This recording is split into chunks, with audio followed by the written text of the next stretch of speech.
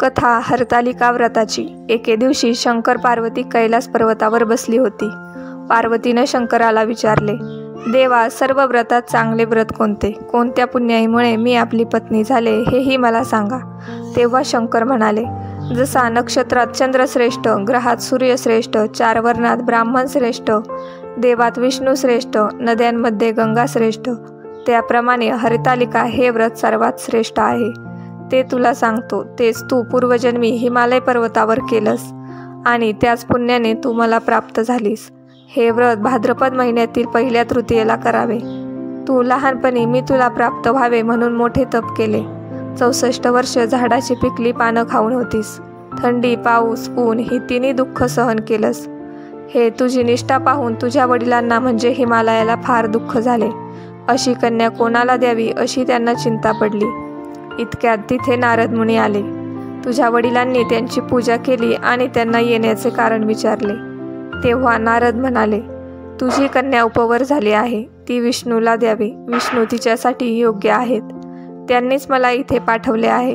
हिमालयाला मोठा आनंद झाला, त्यांनी ही गोष्ट कबूल केली। नंतर नारद तेथून विष्णूकडे गेले।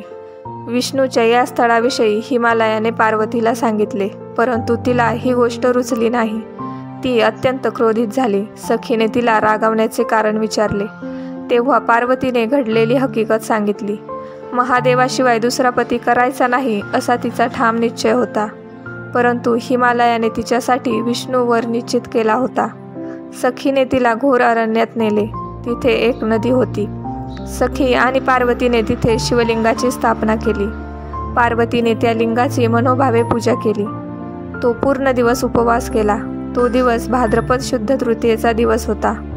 पूर्ण रात्र शंकराचे नामस्मरण केले। या व्रताच्या सामर्थ्याने शंकराचे कैलासावरील आसन हलले आणि त्याने तुला दर्शन दिले।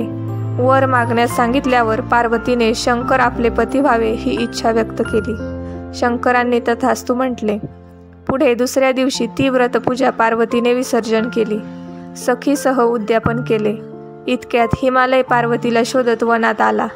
पार्वतीने निघून येण्याचे कारण सांगितले, तसेच व्रताची हकीकतही सांगितली। हिमालयाने पार्वतीला शंकराशी विवाह करून देण्याचे वचन दिले आणि पार्वती घरी आली। यानंतर पार्वती आणि शंकराचा विवाह झाला। हे व्रत मनोभावे करणाऱ्या कुमारिकांना त्यांचा इच्छित वर प्राप्त होईल अशी कथा महादेवांनी पार्वतीला सांगितली।